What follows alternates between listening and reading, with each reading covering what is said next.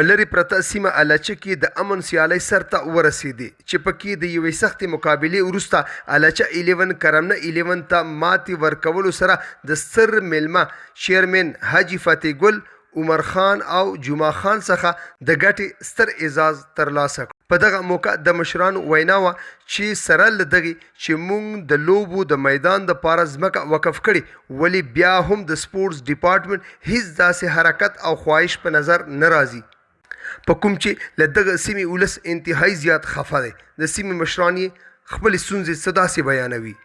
د امن دغه یې دغه نه دا د امن نښې دي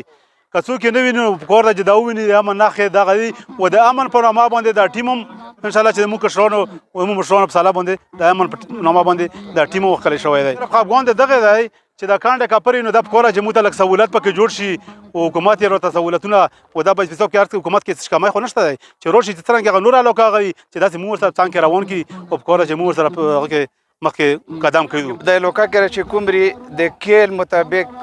ګراوندونه را جوړ کړي په دا باندې چې کومري زور ولې د خور لا چې کومري لوس ورچولای ډېر غټ کور یې نیولای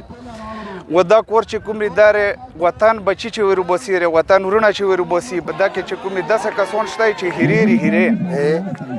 کون یې سره پته نه لګي و ان شاء الله چې دا باندې خوري وځي دا نه به غټ غټ پلیرون به وځل کڅګه شي د فریدي وتلای شي نه فریدي وتلای دند د کوی لکونه وتلی شي نه فریدي څخه خیال دی.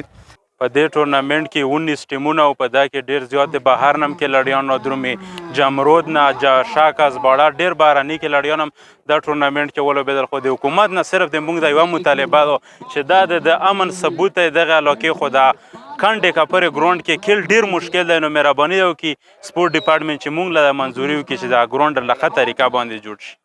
جی بالکل تاسو وینو د امن سیالۍ په لرې پرته سیمه الچه کې دغه ټورنمنټ لوبیږي خو د بدقسمتۍ نه پچ په ځمکه دی او باونډریان یې په شګه کې د دغې علاقې د خلکو وینا چې په کار دی چې زر تر زره ډپارټمنټ راشي او دلته زموږ لپاره بهترین سټیډیم ساز کړي چې د ملک و د قام نوم دغه لوبغاړي هم روښانه کړي. د کیمرامین نور لمین افریدي سره خلیل جبران، خیبر نیوز، لنډي کوتل.